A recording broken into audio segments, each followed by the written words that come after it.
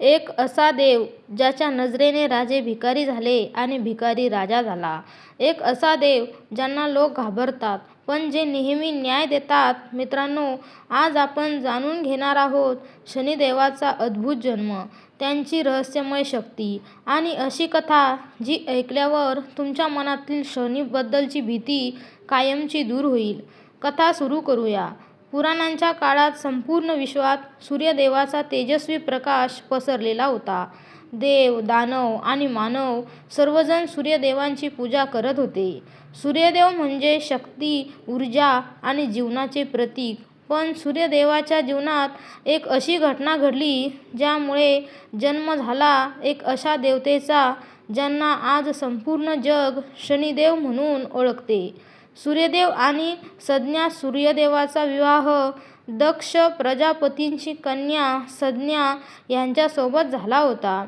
संज्ञा अत्यंत सुंदर, शांत आणि पतिव्रता स्त्री होती.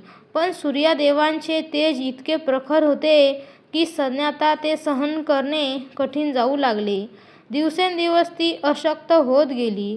एक दिवस ती सूर्यदेवांना म्हणाली, स्वामी, तुमच्या तेजामुळे माझे शरीर जळत आहे. मला काही काळ विश्रांती हवी आहे. पण सूर्यदेवांना हे मान्य नव्हते. शेवटी संज्ञाने एक युक्ती केली. तिने आपल्या सावलीतून छाया नावाची स्त्री निर्माण केली आणि तिला सांगितले, तू माझ्या जागी राहा आणि माझ्या मुलांची काळजी घे. हे सांगून संज्ञा तपस्या करण्यासाठी निघून गेली. छाया आणि सूर्यदेवांना सुरुवातीला काहीच समजले नाही. त्यांनी छायालाच संज्ञा समजले.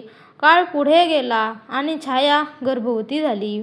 त्या काळात छाया भगवान शिवांची कठोर तपस्या करत होती. तो दिवस रात्र ध्यान मान असायची. तिच्या मनात फक्त महादेवांचे नाव होते. तिच्या तपस्येचा प्रभाव तिच्या गर्भावरही पडत होता. असे म्हणतात की छायाने अन्न पाणी त्यागून तप केले. ती उष्ण सूर्याखाली उभी राहून महादेवांचा जप करत होती. याच कठोर तपस्येमुळे तिच्या गर्भातील बालक अत्यंत तेजस्वी पण गंभीर स्वभावाचे बनले. शनिदेवांचा जन्म अखेर तो दिवस आला. ज्येष्ठ अमावास्येची रात्र होती. संपूर्ण आकाश काळ्या ढगांनी भरले होते. वीज चमकत होती. वातावरणात एक विचित्र शांतता होती. तेव्हाच छायाने एका पुत्राला जन्म दिला. त्या बालकाचा वर्ण अत्यंत काळा होता. डोळे गंभीर होते. त्याच्या जन्माच्या क्षणी आकाशात वादळ उठले.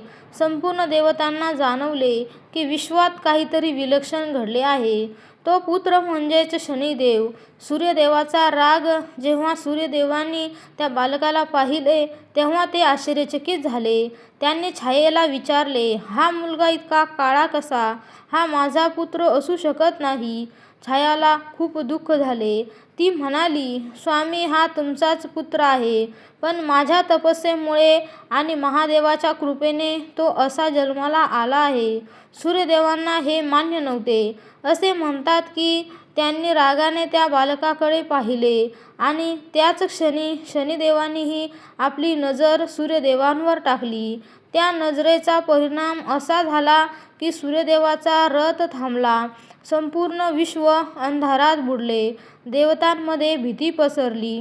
महादेवांचे आगमन. सर्व देवता भगवान शिवांकडे गेल्या. प्रभो, विश्व संकटात आहे. सूर्यदेवाचा प्रकाश कमी होत चालला आहे. भगवान शिव हसले.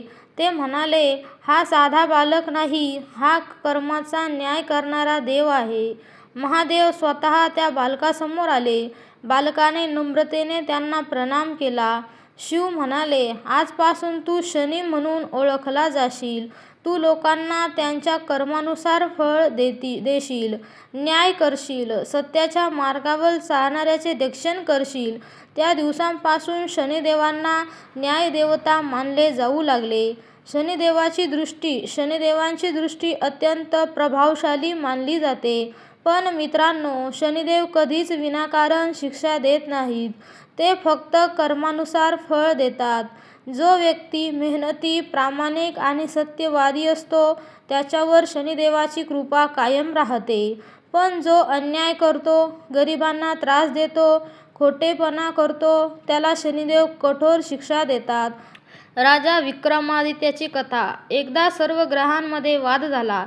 सर्वात श्रेष्ठ कोण, हा निर्णय घेण्यासाठी सर्वजण राजा विक्रमादित्याकडे गेले. राजाने सोनं, चांदी, लोखंड अशा धातूंची आसनं बनवली. शनिदेवांना लोखंडाच्या आसनावर बसवण्यात आले. हे पाहून शनिदेव रागावले. ते म्हणाले, राजा, तू माझा अपमान केला आहेस. आता तुला माझी शक्ती समजेल. काही दिवसातच विक्रमादित्याचे राज्य गेले. जे जंगलात भटकू लागले. लोकांनी त्यांना ओळखणं बंद केलं. अनेक संकटं आली, पण राजा सत्याच्या मार्गावर राहिला.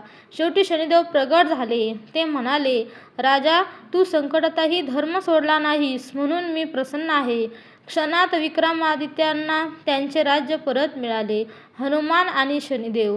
एकदा शनिदेवांना आपल्या शक्तीचा अभिमान झाला. ते हनुमानजींकडे गेले आणि म्हणाले, मी तुमच्यावर 7.5 आणणार आहे. हनुमानजी हसले. ते म्हणाले, ठीक आहे, आधी माझ्या शेपटीवर बसा. शनिदेव शेपटीवर बसले. हनुमानजींनी आपली शेपटी मोठी केली आणि उड्या मारायला सुरुवात केली. शनिदेवांना प्रचंड वेदना होऊ लागल्या. ते ओरडले, मला माफ करा. हनुमानजी म्हणाले, जो माझी भक्ती करेल त्याला तू त्रास देणार नाहीस. तेव्हापासून शनिदोष कमी करण्यासाठी हनुमानजींची पूजा केली जाते. शनी जयंतीचे महत्त्व. ज्येष्ठ अमावास्येला शनी जयंती साजरी केली जाते. या दिवशी लोक उपवास करतात, तेल अर्पण करतात आणि शनी मंदिरात दर्शन घेतात. असे मानले जाते की या दिवशी शनिदेवाची पूजा केल्याने 7.5 अडथळे आणि दुःख कमी होते. पण खरी पूजा म्हणजे सत्य बोलणे, गरिबांना मदत करणे, आईवडिलांचा आदर करणे आणि प्रामाणिकपणे जीवन जगणे. कथा समारोप. मित्रांनो, शनिदेव वाईट नाहीत, ते फक्त न्यायाचे देव आहेत. ते आपल्याला आपल्या कर्माची जाणीव करून देतात. जर कर्म चांगले असतील तर शनिदेव राजा बनतात आणि कर्म वाईट असतील तर अहंकार तोडतात. म्हणूनच शनिदेवांना घाबरण्यापेक्षा त्यांचा आदर करा.